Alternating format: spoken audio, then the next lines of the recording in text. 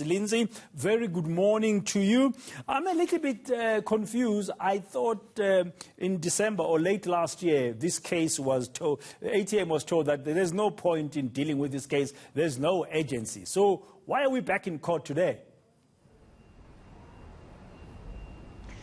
Good morning, Dan. Well, that's exactly what the Speaker is saying. She's saying the African Transformation Movement is creating their own urgency in this matter. We were here, you are correct in saying, just 2 months ago when that motion of no confidence, which would have been the first against President Cyril Ramaphosa's presidency, was due to be debated in the National Assembly and then called off at the 11th hour when the ATM approached the court behind me, insisting that the Speaker's decision not to grant them a secret ballot in this matter be set aside and be reviewed. And they came to an agreement outside of court to put that motion on hold for the time being until such time as the court could review this case. And that is why we are back here today. That motion has been put in abeyance before the National Assembly until these matters can be ventilated in this court. But I should add that in papers put before the court today, the Speaker of the National Assembly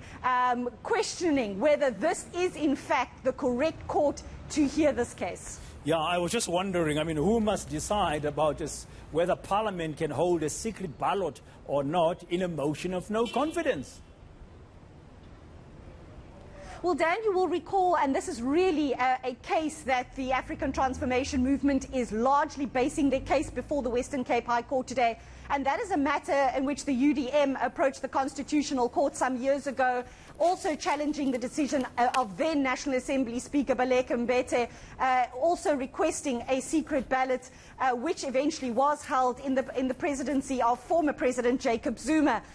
And that court really found that it was at the discretion of the Speaker to hold a secret ballot, that an open ballot, while that appeared to be the default position for motions of no confidence, if compelling reasons were put before the Speaker, she could indeed decide to hold a secret ballot. And Thandi Modise, the National Assembly Speaker, saying that the African Transformation Movement too reliant on that judgment, misinterpreting that judgment, and that if the ATM had put forward to her what she's told the court were cogent and compelling reasons for a secret ballot, she would consider it. But it's her view that the party has not done so. She says she has, on several occasions, asked for them to provide her with more evidence to come to such a conclusion that a secret ballot would be needed.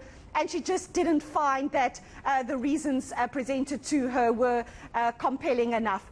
For the ATM's part, it's expected to argue here today that she hasn't provided reasons for not wanting to grant a secret ballot, and also insisting that this is the court indeed, based on that Constitutional Court judgment, to review the Speaker's decision, and they will ask the court to set that decision aside. We'll have to wait and see, Lindsay, how the court will rule in this matter, whether it's going to be a long, drawn-out or very short court proceeding today. Thank you very much, Lindsay Dentlinger, outside the High Court today in the Mother City.